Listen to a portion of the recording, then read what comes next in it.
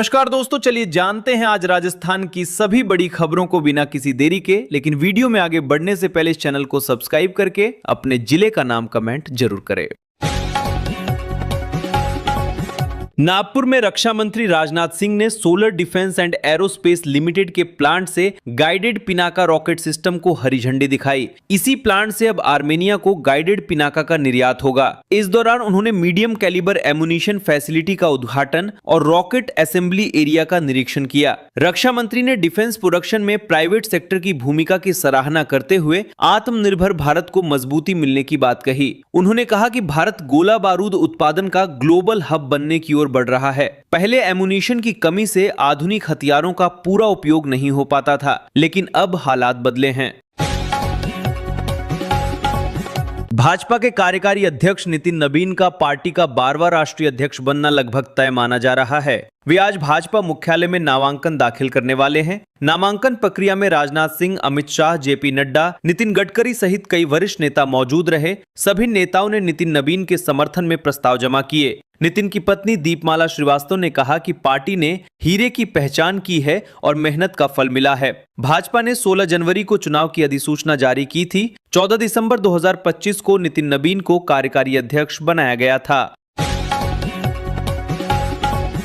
अमेरिकी राष्ट्रपति Donald Trump की ग्रीनलैंड पर कब्जे की धमकियों के बाद यूरोपीय देश एकजुट हो गए हैं। कई नाटो देशों ने ऑपरेशन आर्कटिक एंड्योरेंस के तहत संयुक्त सैन्य अभ्यास शुरू किया है। फ्रांस ने 15 सैनिक, जर्मनी ने 13 सैनिक भेजे हैं। नॉर्वे, नीदरलैंड और फिनलैंड से 2-2 सैनिक तैनात किए गए हैं। ब्रिटेन ने 1 सैन्य अधिकारी भेजा है, जबकि स्वीडन ने भी सैनिक भेजने की पुष्टि की है। कुल मिलाकर यूरोपीय देशों से 35 से 40 सैनिक पहुंचे हैं। इटली के रक्षा मंत्री ने इस ऑपरेशन को मजाक करार दिया है, जबकि डेनमार्क पहले से 200 सैनिक तैनात किए हुए हैं।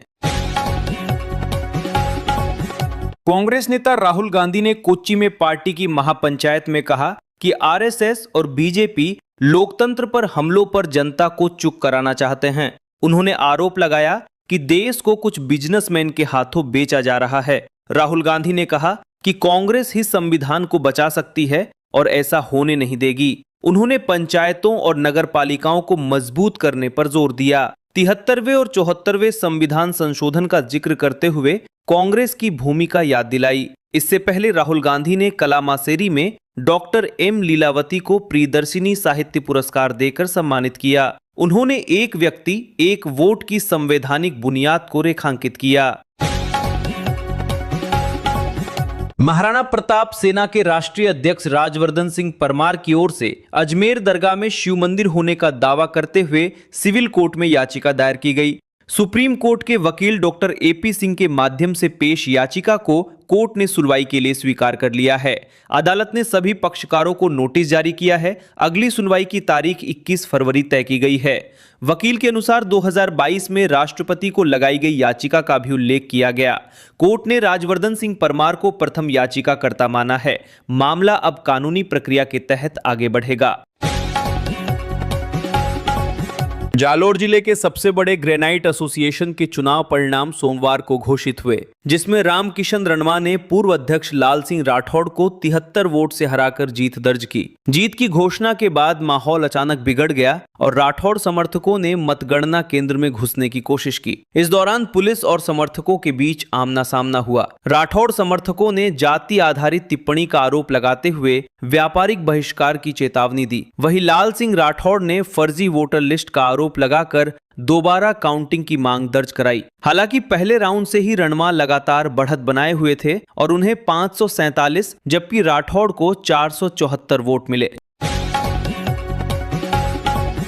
अजमेर स्थित एमडीएस यूनिवर्सिटी में आंसर शीट चेकिंग सहित अन्य अनियमितताओं के आरोपों को लेकर एनएसयूआई ने सोमवार को उग्र प्रदर्शन किया। ग्रामीण जिला अध्यक्ष अंकित घारू के नेतृत्व में कार्यकर्ता मेन गेट पर जमा हुए और गेट बंद कर नारेबाजी की। इसके बाद टायर जलाते हुए यूनिवर्सिटी कैंपस में घुस गए। प्रदर्शन के दौरान भ्रष्टाचार के आरोप लगाते हुए नकली नोट उड़ाए गए और कुलपति को बाहर बुलाने की मांग की गई। बाद में समझाइश के बाद कुलपति के नाम ज्ञापन सौंपा गया, जिसमें वीडियो जांच और दोषी अधिकारियों पर मुकदमा दर्ज करने की मांग की गई। पूरे घटनाक्रम के दौरान सिविल लाइन थाना पुलिस तैनात रही।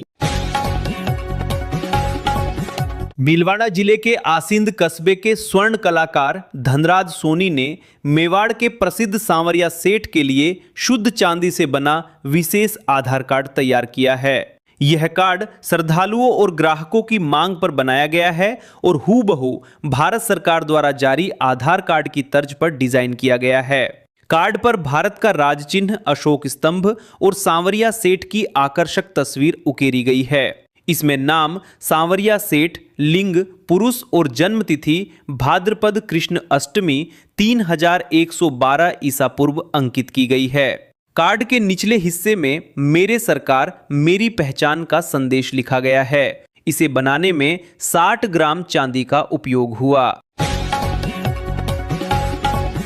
वैश्विक बाजारों में जारी अस्थिरता और अंतर्राष्ट्रीय आर्थिक हालात का सीधा असर राजस्थान के सर्राफा बाजार पर देखने को मिल रहा है। सोमवार को स्टैंडर्ड सोने की कीमत में 2500 रुपए की तेज उछाल दर्ज की गई, जिससे 10 ग्राम सोना 1,48,000 रुपए के ऑल टाइम हाई पर पहुंच गया। वहीं चांदी की कीमत में 11,000 रुपए की रिकॉर्ड बढ़ोतरी हुई और 1 किलो चांदी 3 लाख रुपए के स्तर पर पहुंच गई। जयपुर सर्राफा एसोसिएशन के राकेश खंडेलवाल ने बताया कि लगातार बढ़ती कीमतों ने पुराने सभी रिकॉर्ड तोड़ दिए हैं। कीमतों में तेजी के कारण बाजार में ग्राहकों की संख्या घट गई है। विशेष गहन पुनरीक्षण यानी SIR को लेकर कांग्रेस प्रदेशाध्यक्ष गोविंद सिंह डोटासरा और नेता प्रतिपक्ष टीकाराम जूली ने भाजपा पर गंभीर आरोप लगाए हैं। डोटासरा ने कहा कि बीजेपी राजस्थान में सुनियोजित तरीके से वोट पर डाका डाल रही है और 3 से 13 जनवरी के बीच गुप्त रूप से फर्जी कंप्यूटराइज फॉर्म छापे गए। उन्होंने आरोप लगाया कि विधानसभावार फर्जी आवेदन तैयार कर मतदाता सूची में हेरफेर की कोशिश की जा रही है। वहीं टीकाराम जूली ने आंकड़े पेश करते हुए कहा कि पहले 126 BLA ने सिर्फ 4 नाम काटने के आवेदन दिए थे, लेकिन 16 जनवरी को यह संख्या बढ़कर 18,896 नामों तक पहुंच गई। श्रीगंगानगर में रेल अंडरब्रिज निर्माण की मांग को लेकर सोमवार सुबह ग्रामीणों का आक्रोश फूट पड़ा। सूरतगढ़ के मोहन नगर रेलवे स्टेशन के पास करीब 300 ग्रामीण ट्रैक पर बैठ गए और श्रीगंगानगर सूरतगढ़ पैसेंजर ट्रेन को 10:40 पर रोक दिया गया। ट्रेन लगभग 25 मिनट तक खड़ी रही। संघर्ष समिति एकता मंच के प्रधान सरदार दर्शन सिंह ने बताया कि मोहन नगर में RUB की मांग को लेकर पिछले 15 सालों से आंदोलन चल रहा है। ग्रामीणों ने साफ कहा कि जब तक RUB नहीं बनेगा तब तक विरोध जारी रहेगा। घटना से रेलवे यातायात प्रभावित हुआ और प्रशासन ने हालात संभालने की कोशिश की। जम्मू कश्मीर के किश्तवाड़ जिले में आतंकियों की तलाश के दौरान रविवार को सुरक्षा बलों और आतंकियों के बीच हुई मुठभेड़ में घायल 8 जवानों में से एक हवलदार गजेंद्र सिंह ने सोमवार को इलाज के दौरान शहादत दे दी। जवान की शहादत के बाद इलाके में सुरक्षा व्यवस्था और कड़ी कर दी गई है। अधिकारियों के मुताबिक जंगलों में जैश-ए-मोहम्मद से जुड़े 2 से 3 आतंकी छिपे हुए हैं। उन्हें पकड़ने के लिए सेना, पुलिस और अर्धसैनिक बलों की कई टीमें लगातार सर्च ऑपरेशन चला रही हैं। ड्रोन और स्नीफर डॉग्स की मदद से दुर्गम जंगलों की तलाशी ली जा रही है। केंद्रीय मंत्री नितिन गडकरी ने कहा है कि पुराने जनरेशन के लोगों को समय रहते धीरे धीरे रिटायरमेंट लेकर नई पीढ़ी को जिम्मेदारी सौंपनी चाहिए और उनका मार्गदर्शन करना चाहिए। नागपुर में AID द्वारा आयोजित एडवांटेज विदर्भ खासदार औद्योगिक महोत्सव को लेकर प्रेस कॉन्फ्रेंस में उन्होंने कहा कि जब नए लोग ठीक से गाड़ी चलाने लगें तो सीनियर लोगों को पीछे हटकर दूसरे रोल निभाने चाहिए। गडकरी ने कहा कि इससे नेतृत्व विकसित होगा और देश को नई ऊर्जा मिलेगी। उन्होंने बताया कि 6 से 8 फरवरी तक होने वाला यह एक्सपो विदर्भ के उद्योगों को राष्ट्रीय और अंतर्राष्ट्रीय पहचान दिलाने का मंच बनेगा। हिमाचल प्रदेश के सैकड़ों किसान और बागवान सचिवालय के घेराव के लिए छोटा शिमला पहुंचे, जिससे पूरे इलाके में यातायात व्यवस्था पूरी तरह ठप हो गई।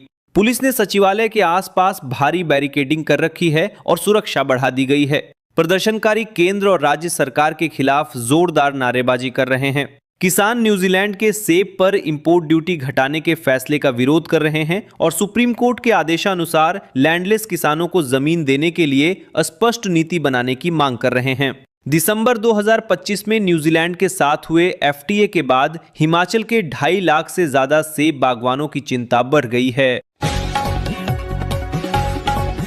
अजमेर जिले के सावर कस्बे में बैंक ऑफ बड़ौदा की शाखा में चोरों ने छत तोड़कर अंदर घुसते हुए लॉकर रूम को निशाना बनाया।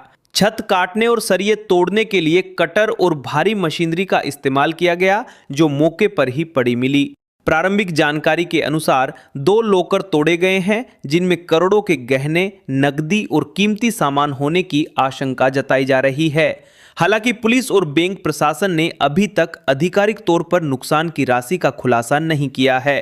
केकड़ी एडिशनल एसपी राजेश मील ने बताया कि यह वारदात किसी संगठित बड़ी गैंग की लगती है। पुलिस आसपास के सीसीटीवी फुटेज खंगाल रही है। राजस्थान के टॉप 10 वांटेड क्रिमिनल में शामिल एमडी ड्रग्स के मास्टरमाइंड रमेश कुमार विश्नोई उर्फ अनिल उर्फ रामलाल को एएनटीएफ ने गिरफ्तार किया है।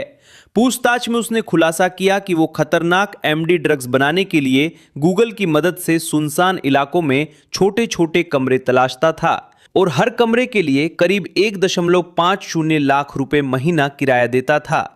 पश्चिमी राजस्थान में दर्जन भर से ज्यादा गुप्त फैक्ट्रियों के जरिए उसने एमडी ड्रग्स का नेटवर्क खड़ा किया और करोड़ों रुपए की प्रॉपर्टी बना ली।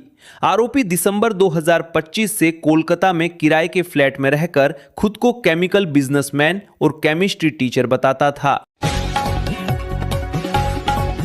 गणतंत्र दिवस को देखते हुए जैसलमेर से लगती भारत पाकिस्तान अंतर्राष्ट्रीय सीमा पर सुरक्षा व्यवस्था बेहद सख्त कर दी गई है।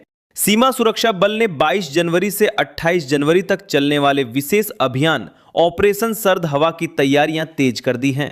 सर्दी, घना कोहरा और कम विजिबिलिटी के बीच घुसपैठ और तस्करी की आशंका को देखते हुए बीएसएफ ने जीरो टॉलरेंस नीति अपनाई है। बीएसएफ सूत्रों के अनुसार सर्दियों में पश्चिमी राजस्थान की सीमा पर धुंध का फायदा उठाकर घुसपैठिए और तस्कर सक्रिय हो जाते हैं। इसी खतरे को नाकाम करने के लिए अतिरिक्त जवान, हाईटेक निगरानी उपकरण और 24 घंटे गश्त बढ़ाई गई है। भीलवाड़ा शहर में अवैध बजरी परिवहन रोकने के प्रयास में डीएसटी टीम के पुलिसकर्मी ने जान जोखिम में डालते हुए फिल्मी अंदाज में चलते ट्रैक्टर ट्रॉली पर चढ़कर उसे रोकने की कोशिश की, लेकिन बेखौफ बजरी माफिया ने ट्रैक्टर की रफ्तार और तेज कर दी और डिवाइडर से टकराकर गलत दिशा में दौड़ाते हुए एक खाली प्लॉट की ओर ले गया। तेज रफ्तार ट्रैक्टर से ड्राइवर अचानक कूदकर फरार हो गया। वहीं ट्रैक्टर पर चढ़ा पुलिसकर्मी भी उसे पकड़ने के लिए कूदा, लेकिन आरोपी हाथ नहीं लगा। यह पूरी घटना भीमगंज थाना क्षेत्र के तिलक नगर की है। झुंझुनू जिले की सरकारी स्वास्थ्य व्यवस्था फरवरी से नए डिजिटल दौर में प्रवेश करने जा रही है। आयुष्मान भारत डिजिटल मिशन के तहत अब सरकारी अस्पतालों में ओपीडी पंजीकरण आभा आईडी के जरिए होगा, जिससे कागजी पर्चियों और लंबी कतारों से मरीजों को बड़ी राहत मिलेगी। जिले के सभी सरकारी अस्पतालों और स्वास्थ्य केंद्रों में ये व्यवस्था चरणबद्ध तरीके से लागू की जाएगी। अब हर मरीज की पहचान उसकी आभा आईडी से होगी, जिससे डॉक्टर मरीज का पुराना इलाज और रिपोर्ट एक क्लिक में देख सकेंगे। स्वास्थ्य विभाग का दावा है कि इससे इलाज की प्रक्रिया तेज, पारदर्शी और ज्यादा प्रभावी बनेगी।